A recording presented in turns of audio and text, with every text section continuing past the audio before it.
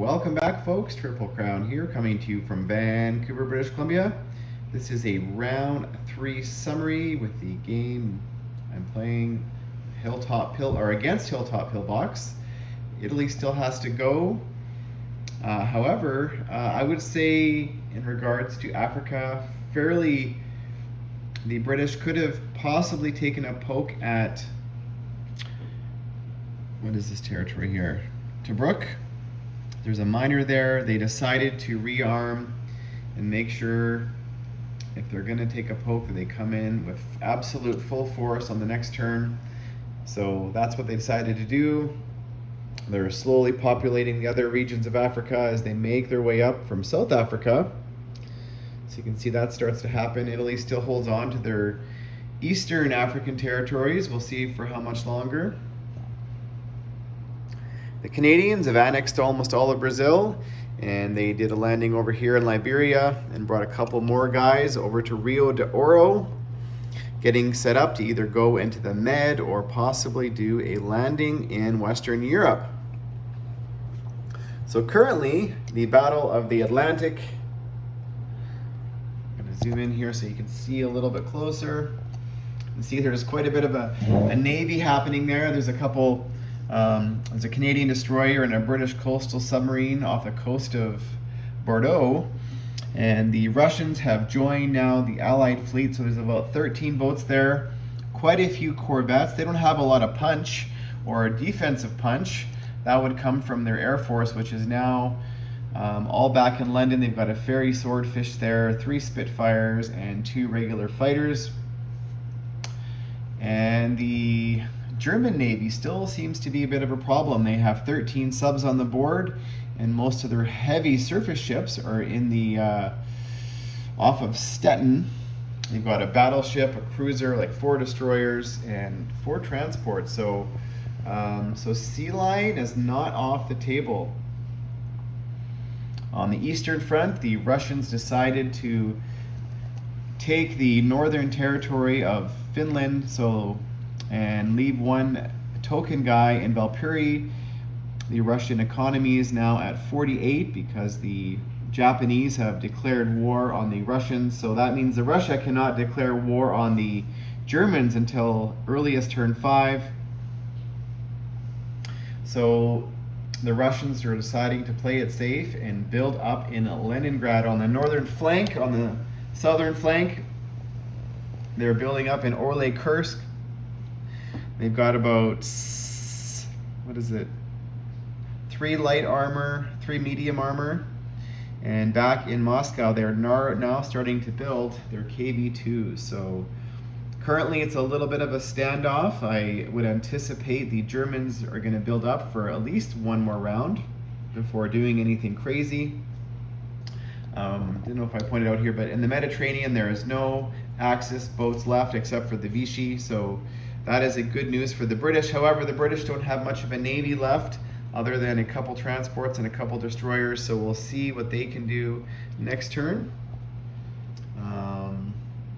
Over here in China, now because the Japanese declared war on Russia and attacked them more, that activated the Mongolians on the side of the Russians, so they were happy about that, the Mongolians and the Russians, to form an allegiance with the CCP Chinese, and they came back down here and retook Yunnan. I think they killed only 2 infantry there and left a blocker here in Buryata, or Buryant, I can't even say that word.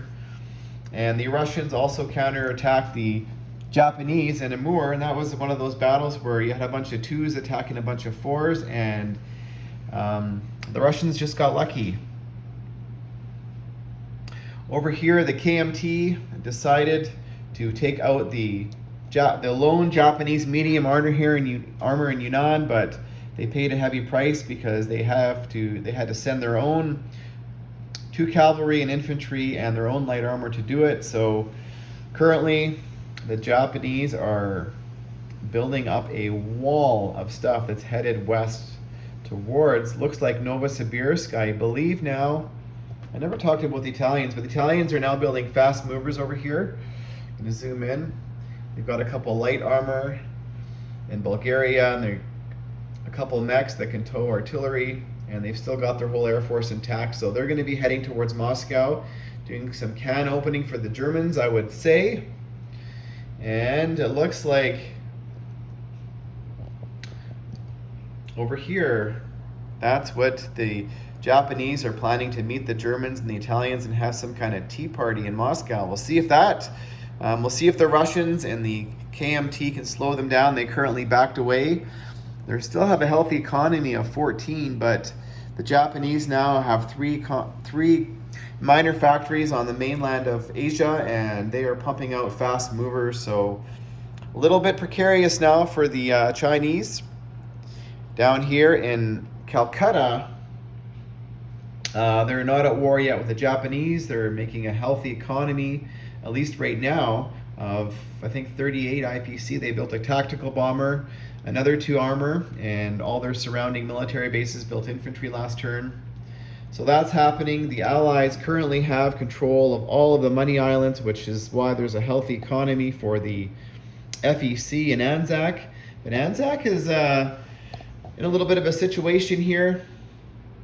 The British built a armor and an infantry in the previous turn, so I think there's about 11 units currently in Sydney.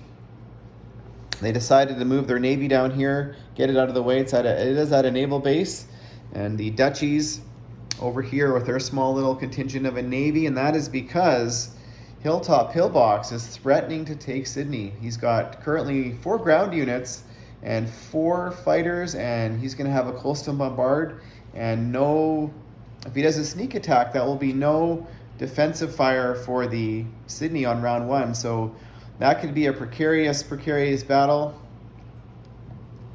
Over here, the Americans, they decide to build some cheap cannon fodder and remain put for at least another turn to see what the Japanese are going to do. You can see they're surrounding them with submarines. They currently have another 4 kind of hidden and tucked away off of the Panama Canal. So they've got about 8 submarines in the water. But if that's all they're going to attack the Americans with, right now I give the advantage to USA. USA's economy is currently in a 46 IPP.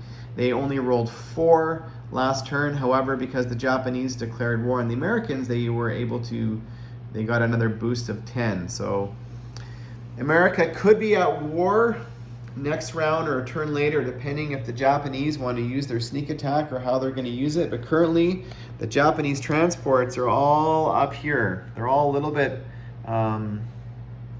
not in position yet to retake the Money Islands or do some serious damage down here to Calcutta. So as of now, Calcutta is safe, but it's not going to do them any good if they're making lots of money and Moscow falls. So hopefully they're going to be able to get into the fight sooner and later. And so that's it. Stay tuned for Hilltop Pillbox. He's going to be doing Italy next, concluding round 3, and then doing Germany and Japan. So thanks for watching, folks, and stay tuned.